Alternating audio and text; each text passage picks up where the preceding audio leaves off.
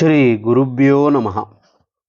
தெய்வத்தின் குரல் நான்காம் பகுதி 44வது தலைப்பு அபவாத நீக்கம் தொடர்ச்சி. துவாரகையை நிர்மாணித்தவர், உக்ரசேன ராஜாவையே ராஜாவாக்கியவர், எதுகுலத்தின் சிரேஷ்டமான தலைவர் என்ற முறைகளில் பகவானுக்கு பொது வாழ்க்கையின் முக்கியமான ஸ்தானம் இருந்தது. இப்படிப்பட்டவர்கள் ஏதோ தங்கள் சொந்த கௌரதைக்காக மட்டுமின்றி சமூகம் இவர்களை பற்றிய வம்பு தும்புகளினால் கெட்டுப்போகக்கூடாது என்பதை உத்தேசித்தும் சந்தேகத்துக்கு இடமில்லாதவர்களாக வாழ வேண்டும்.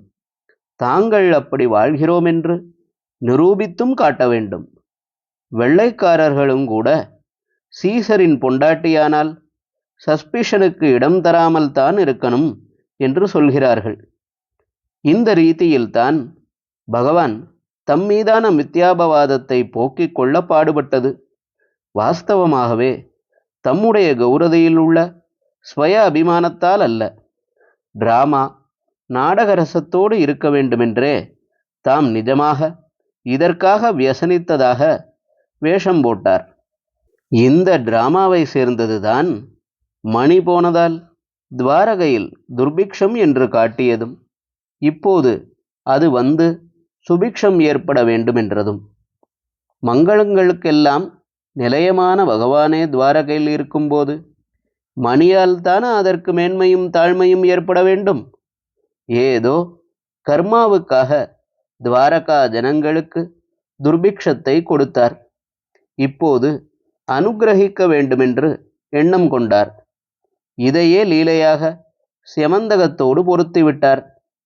அவர் சொன்னபடியே அக்ரூரர் துவாரகையில் ஸ்யமந்தகத்தோடு தங்கினார்.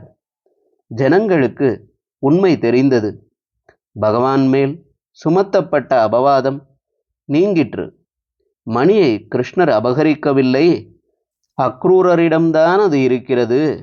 அதை வைத்து கொண்டு அவர் துவாரகையிலேயே இருக்கிறார், ஊரும் செழிப்பாகிவிட்டது என்று தெரிந்ததும் பலராமர் விதேக ராஜ்யத்திலிருந்து திரும்பி வந்துவிட்டார்.